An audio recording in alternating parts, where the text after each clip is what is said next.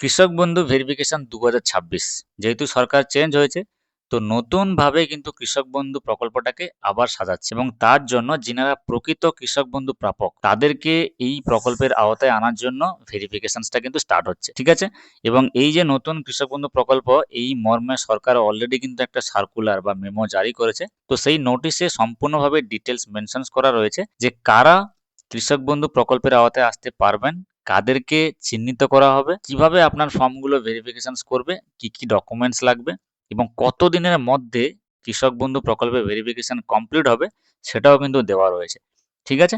তো প্রথমে আপনাদেরকে দেখিয়ে দিই যে সরকার যে নোটিশটা দিয়েছে সেই নোটিশে কি কি মেনশনস করা আছে, একটা সামারাইজেশন। এই যে সার্কুলারটা দেখতে পাচ্ছেন, এই সার্কুলারটা কিন্তু জারি হয়েছে ডিপার্টমেন্ট অফ এগ্রিকালচার থেকে এবং সার্কুলারে যে ডেট রয়েছে 3/7/2026 এবং সার্কুলারে যেটা সাবজেক্ট লাইন রয়েছে, মানে প্রধান বিষয়, সেটা হচ্ছে যে verification, rationalisation and revalidation of beneficiaries under the কৃষক বন্ধু নতুন স্কিম। অর্থাৎ কৃষক বন্ধু প্রকল্প তো আগে থেকে ছিল, বাট যেহেতু সরকার চেঞ্জ হয়েছে, যিনারা প্রকৃত কৃষক রয়েছেন তাদেরকে এই প্রকল্পের আওতায় আনার জন্য, সুবিধাটা দেওয়ার জন্য কিন্তু নতুনভাবে পুনরায় আবার ভেরিফিকেশন চালু হয়েছে। তো এই যে সার্কুলারটা দেখতে পাচ্ছেন, এই সার্কুলারে সমস্ত বিষয় কিন্তু মেনশনস করা রয়েছে পুরো প্যারা ওয়াইজ। পুরোটা পড়তে গেলে অনেক সময় লেগে যাবে, বাট ভিডিওটা বেশি দীর্ঘায়িত হয়ে যায়। তো আমি কিছু কিছু জিনিস আপনাদেরকে উপস্থাপনা করছি যে এই বিষয়গুলো আপনার জানার দরকার। যেমন প্যারা নাম্বার 2 তে রয়েছে যে কাদেরকে চিহ্নিত করা হবে। তো আপনি যদি সরকারি চাকরিজীবী হন, সেটা সেন্ট্রাল গভর্নমেন্ট অথবা স্টেট গভর্নমেন্টের বা কোনো গভর্নমেন্ট আন্ডারটেকিং সংস্থায় চাকরি করেন, তাহলে কিন্তু আপনাকে চিহ্নিত করবে। এবং আপনি যদি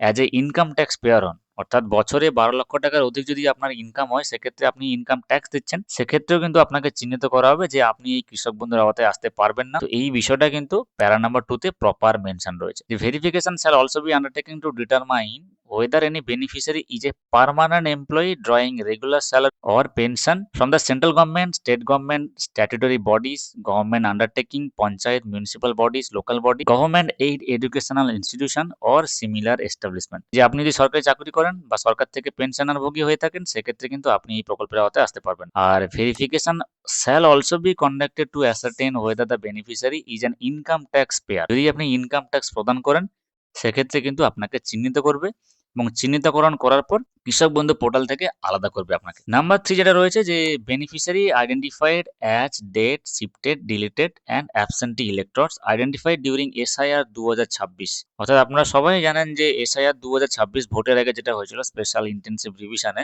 যাদের নাম ডিলিটেড রয়েছে, যাদের নাম মৃত বলে ঘোষণা হয়েছে, যাদের নাম শিফটেড অর্থাৎ এক জায়গা থেকে আরেক জায়গায় স্থানান্তরিত হয়েছে, বা যিনি এসআইআর এর সময় অ্যাবসেন্ট ছিলেন, তারা কিন্তু কৃষক বন্ধু প্রকল্পের আওতায় আসতে পারবেন না। এবং যারা সিটিজেন অ্যামেন্ডমেন্ট অ্যাক্ট বা সিএএ তে আবেদন করেছিলেন, আপনাদের যদি সিএএ তে আবেদন রিজেক্ট হয়ে থাকে, তারাও কিন্তু কৃষক বন্ধুর আওতায় আসতে পারবেন না। এবং 4 নম্বরে যেই লেখা রয়েছে যে একটা স্ট্যান্ডার্ড ভেরিফিকেশন ফর্ম দেওয়া হবে সবাইকে, ফর্মে বিষয়গুলো উল্লিখিত করবেন, সেটা কিন্তু সরকারি আধিকারিকরা ভেরিফাইড করবে এবং ভেরিফাইড করার পর পোর্টালে আপলোড করবে, নির্দিষ্ট যে পোর্টাল রয়েছে কৃষক বন্ধু। এবং আপনার আবেদনটা যিনি অ্যাপ্রুভ করবেন, যদি সমস্ত তথ্য ঠিকঠাক থাকে, আর যদি ভুল থাকে রিজেক্ট করে দেবেন। তো যিনি অ্যাপ্রুভ বা রিজেক্ট করবেন তিনি হচ্ছেন অ্যাসিস্ট্যান্ট ডিরেক্টর অফ এগ্রিকালচার, মানে পদমর্যাদার অধিকারী। আর এই সম্পূর্ণ বিষয়টা ডিস্ট্রিক্ট ম্যাজিস্ট্রেট এবং ব্লক ডেভেলপমেন্ট অফিসাররা তাদের টিমকে দিয়ে কন্ডাক্ট করাবে। এবং এখানে একটা টাইম বাউন্ড রয়েছে যে be complete within 4 weeks from the date of commencement provided sufficient manpower is arrange from administrative level.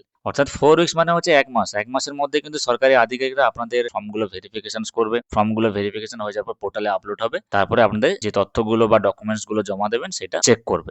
প্যারা নাম্বার 7 এ কিন্তু একটা বিষয় উল্লিখিত রয়েছে, ফিল্ড ভেরিফিকেশন কমপ্লিট হয়ে যাওয়ার পর যে তথ্যগুলো আপনি ফর্মের সঙ্গে অ্যাটাচ করে জমা দেবেন, সেই তথ্য যেমন ল্যান্ডের রেকর্ড, আপনাদের আধার কার্ড ভেরিফাই করবে, এনপিসিআই এর ভ্যালিডেশন করবে। এনপিসিআই মানে হচ্ছে national payment corporation of India, যেটা যে আধার কার্ডের সঙ্গে ব্যাংকের লিঙ্ক আছে কিনা সেটা ভেরিফিকেশন করবে। আর আপনি যদি ইনকাম ট্যাক্স দেন, সেক্ষেত্রে আপনার প্যান নাম্বার দিয়ে ভেরিফিকেশন হয়ে যাবে, যেখানে ইনকাম ট্যাক্স ভেরিফিকেশন। আর পিএম কিষাণ ম্যাচিং, আপনি যদি পিএম কিষাণ পোর্টালে আবেদন করে থাকেন, তো সেই পোর্টালে যে যে ইনফরমেশনস গুলো আপনি দেবেন তার সঙ্গে কৃষক বন্ধু যে ভেরিফিকেশন ফর্মটা রয়েছে সেই তথ্যের সঙ্গে মিল আছে কিনা। যদি অমিল থাকে সেটাও কিন্তু মুশকিল। মিল থাকলে কিন্তু আপনার অ্যাপ্লিকেশনটা অ্যাপ্রুভ হবে। আর রয়েছে যে গভর্নমেন্ট এমপ্লয়মেন্ট বা পেনশন ভেরিফিকেশন। আপনি যদি সরকারের কাছ থেকে পেনশন নেন, যদি পেনশনভোগী হয়ে থাকেন রিটায়ার্ড পারসনদের ক্ষেত্রে, আর যদি আপনি কারেন্টলি চাকরি করেন সেন্ট্রাল গভর্নমেন্ট বা স্টেট গভর্নমেন্ট বা গভর্নমেন্টের যে কোনো সংস্থার আওতাধীন, তাহলে কিন্তু এই বিষয়গুলো চিহ্নিতকরণ করা হবে এবং সমস্ত বিষয় চিহ্নিতকরণ করা হয়ে গেলে কিন্তু আপনি পোর্টালে দেখতে পাবেন নিজের নাম অ্যাপ্রুভ হয়েছে বা রিজেক্ট হয়েছে। তো আমি এবারে আপনাদেরকে এই যে প্যারা নাম্বার 4 এ বিষয়টা লেখা ছিল যে এই স্ট্যান্ডার্ডাইজ ভেরিফিকেশন ফর্মটা, সেই ফর্মটা এবারে আলোচনা করছি। ফিল্ড ভেরিফিকেশন ফর্ম, যে সমস্ত ডিটেলস গুলো আপনাকে ফিল আপ করতে হবে বা উল্লেখিত করতে হবে সেটা এবারে এক এক করে আলোচনা করে নিচ্ছি। আসুন, প্রথমত যেটা করতে হবে যে তথ্যের বিবরণ। তথ্যের বিবরণে নাম্বার 1 এ রয়েছে সুবিধাভোগীর নাম, অর্থাৎ যিনি কৃষক বন্ধু হিসেবে আবেদন করবেন ওনার নাম এখানে দিতে হবে অ্যাজ পার কেবি রেকর্ড, অর্থাৎ কৃষক বন্ধুর রেকর্ড অনুসারে, অথবা ব্যাংকের পাসবইয়ে যে নামটা রয়েছে সেই নামটা এখানে ব্লক লেটারে অর্থাৎ সম্পূর্ণ ক্যাপিটাল লেটারে মেনশন করবেন। নাম্বার 2 তে রয়েছে যিনি আবেদন করবেন তিনার গার্ডিয়ানের নাম দিতে হবে। যদি কোনো মহিলা আবেদন করে থাকেন তিনার হাজব্যান্ডের নাম বা ফাদারের নাম, আর যদি কোনো পুরুষ আবেদন করে থাকেন তিনার ওয়াইফের নাম অথবা গার্ডিয়ানের নাম। তারপরে এখানে ঠিকানাটা দিয়ে দেবেন অ্যাজ পার আধারে যেটা মেনশন রয়েছে। তারপর কোন জেলার অধীনে আপনি আছেন সেই জেলার নাম দিতে হবে, ব্লকের নামটা আপনি দিয়ে দেবেন, গ্রাম পঞ্চায়েতের নামটা দিতে হবে, কোন গ্রামের অধীনে বা মৌজার অধীনে পড়ছেন সেই মৌজার নামটা এখানে দেবেন। নেক্সট রয়েছে যে বেনিফিশিয়ারি ডিটেলস এর ব্যাংক ডিটেলসটা। তো ব্যাংকের বিবরণ হিসেবে যেটা আপনাকে দিতে হবে সেটা হচ্ছে name of bank and branch, আপনার যে ব্যাংকে অ্যাকাউন্ট আছে সেই ব্যাংকের নাম এবং কোন শাখায় আপনার অ্যাকাউন্টটা রয়েছে সেই শাখার নামটাও কিন্তু এখানে মেনশন করতে হবে। তারপর রয়েছে আইএফএসসি কোড বা যেটা ইন্ডিয়ান ফাইন্যান্সিয়াল সিস্টেম কোড রয়েছে। আপনার ব্যাংকের পাসবইয়ে দেখবেন আইএফএসসি কোড রয়েছে। প্রত্যেকটা ব্যাংকের আইএফএসসি কোড কিন্তু আলাদা আলাদা এবং প্রত্যেকটা ব্যাংকের প্রতিটা ব্রাঞ্চেরও আইএফএসসি কোড আলাদা আলাদা। তো সেটা আপনার পাসবইয়ে যে আইএফএসসি কোড রয়েছে সেই আইএফএসসি কোডটাই কিন্তু এখানে বসাতে হবে। তারপর রয়েছে অ্যাকাউন্ট নাম্বার, আপনার ব্যাংকের যে অ্যাকাউন্ট নাম্বারটা রয়েছে সেটা প্রপার এখানে মেনশন করবেন এবং সম্পূর্ণ সঠিকভাবে বসাবেন যেন কোনো ভুল না হয়, এটা একটু দেখে নেবেন। আধার লিঙ্কড মোবাইল নাম্বার, আপনার যে মোবাইল নাম্বারটা আধার কার্ডের সঙ্গে যুক্ত রয়েছে সেই মোবাইল নাম্বারটা এখানে বসাবেন। তারপরে আধার নাম্বারটা দিয়ে দেবেন এখানে 12 ডিজিটের যে আধার নাম্বারটা রয়েছে। তারপরে এপিক নাম্বার অর্থাৎ ভোটার কার্ডের যে নম্বরটা রয়েছে সেই ভোটার কার্ডের নম্বর দেবেন। এসআইআর এ এএসডিডি যদি তালিকাভুক্ত হয়ে থাকেন তাহলে এই জিনিসটা মেনশন করবেন। যদি তালিকাভুক্ত না হন তাহলে কিছু দেওয়ার দরকার নেই। তারপর হচ্ছে পিএম কিষানের সুবিধাভোগী কিনা, আপনি যদি আগে থেকেই পিএম কিষানের সুবিধা পেয়ে থাকেন সেক্ষেত্রে ইয়েস করবেন, যদি না পেয়ে থাকেন সেক্ষেত্রে নিউ বলে উল্লেখ করবেন বা নো করে দেবেন, ঠিক আছে। তারপর হচ্ছে নাম্বার 10 যেটা রয়েছে যে প্রধান পেশা বা প্রাইমারি অকুপেশন, আপনি অ্যাকচুয়ালি কি করেন। আপনি যদি কৃষিকাজের সঙ্গে যুক্ত তাহলে কৃষক লিখবেন। এখানে এই জিনিসগুলো লেখা রয়েছে কৃষি, কেন্দ্রীয় সরকার বা রাজ্য সরকার, সংবিধি সংস্থা, সরকারি প্রতিষ্ঠান, পঞ্চায়েত, পৌর সংস্থা, স্থানীয় সংস্থা, সরকারি সাহায্যপ্রাপ্ত শিক্ষা প্রতিষ্ঠান বা অনুরূপ কোনো প্রতিষ্ঠানের স্থায়ী কর্মী যিনি নিয়মিত বেতন বা পেনশন পাচ্ছেন কিনা। যদি আপনি কৃষক থাকেন সেক্ষেত্রে আপনি কৃষক লিখবেন, আর যদি আপনার সরকারি চাকরি বাকরি বা কোনো পেনশনভোগী হয়ে থাকেন সেই জিনিসগুলো এখানে উল্লেখিত করতে হবে। তারপর রয়েছে জমির বিবরণ, জেএল নাম্বার। জেএল নাম্বারটা কোথায় পাবেন, আপনার কিন্তু পর্চা বা রেকর্ড বা দলিলের জেএল নাম্বারটা পেয়ে যাবেন, সেম ভাবে খতিয়ান নাম্বারটাও পেয়ে যাবেন, তারপরে দাগ নাম্বারটাও কিন্তু পেয়ে যাবেন। অর্থাৎ প্লটের ইনফরমেশন বা জমির ইনফরমেশন হিসেবে আপনাকে এই বিষয়গুলো মেনশন করতে হবে। তারপরে রয়েছে জমির পরিমাণ, অর্থাৎ কত একর জায়গা আপনার নামে রয়েছে সেই একরটা এখানে মেনশন করবেন অ্যাজ পার দলিল বা অ্যাজ পার রেকর্ড। তারপরে রয়েছে ডেট অফ আরওআর, অর্থাৎ শতলিপির যে তারিখটা রয়েছে আপনার খতিয়ানের তারিখ, তারিখ কিন্তু দলিলে মেনশন করা থাকে বা পর্চাতে রেকর্ডে মেনশন করা থাকে, সেই রেকর্ডের তারিখটা এখানে উল্লেখিত করতে হবে। তারপর রয়েছে জমির দলিলের ধরন, অর্থাৎ আপনার নামে যে জায়গাটা রয়েছে সেই জায়গাটার প্যাটার্নটা কি। আপনি কারো কাছ থেকে যদি কেনেন সেক্ষেত্রে ক্রয় হবে, আর যদি আপনার উত্তরাধিকার সূত্রে পাওয়া, অর্থাৎ আপনার দাদুর জায়গা ছিল, দাদুর পরিবর্তে বাবা পেয়েছে, বা বাবার জায়গা ছিল বাবার পরিবর্তে আপনি পেয়েছেন, সেই হিসাবে উত্তরাধিকার সূত্রে হলে এখানে লিখতে হবে, ঠিক আছে। অথবা হস্তান্তর করছে, কেউ যদি আপনাকে হস্তান্তর করে জায়গা আপনার নামে করে সেটাও লিখতে হবে। আর যদি এইগুলো কোনোটাই না হয় তাহলে সেক্ষেত্রে অন্যান্যতে ক্লিক করে মেনশন করে দেবেন যে অন্যান্য, এখানে অন্যান্য অপশনসটাও কিন্তু রয়েছে। নাম্বার 12 যেটা রয়েছে যে আয়কর প্রদানকারী কিনা, আপনি যদি ইনকাম ট্যাক্স দেন সেক্ষেত্রে ইয়েস করবেন, আর যদি আপনি ইনকাম ট্যাক্স না দেন সেক্ষেত্রে নো করবেন। নেক্সট রয়েছে যে স্পাউস ডিটেলস, অর্থাৎ স্বামী স্ত্রীর বিবরণ। আমি আগে বললাম যে যদি কোনো পুরুষ আবেদনকারী হয়ে থাকে সেক্ষেত্রে তার স্ত্রীর নাম্বার দিতে হবে, আর যদি কোনো মহিলা আবেদনকারী হয়ে থাকে সেক্ষেত্রে ওনার হাজব্যান্ডের ডিটেলস দিতে হবে, ঠিক আছে। তো এখানে দেখুন নাম্বার 13তে রয়েছে স্বামী স্ত্রীর নাম, যাদের ক্ষেত্রে যেটা উপযুক্ত হবে। আপনি যদি পুরুষ আবেদনকারী হয়ে থাকেন তাহলে আপনার স্ত্রীর নামটা দিয়ে দেবেন, আর মহিলা আবেদনকারী হয়ে থাকলে আপনার হাজব্যান্ডের নামটা দিয়ে দেবেন বা স্বামীর নামটা দিয়ে দেবেন, তার ব্যাংক ডিটেলসটা এখানে দিতে হবে। সেম ভাবে নেম অফ ব্যাংক এন্ড ব্রাঞ্চের নাম, আইএফএসসি কোড, অ্যাকাউন্ট নাম্বার, তারপরে আধার লিঙ্ক মোবাইল নাম্বার, আধার কার্ড নাম্বার, এপিক নাম্বার অর্থাৎ ভোটার কার্ডের নাম্বার, যার নাম এখানে উল্লেখ থাকবে তার যে ডিটেলস গুলো এখানে ফিল আপ করবেন, ঠিক আছে।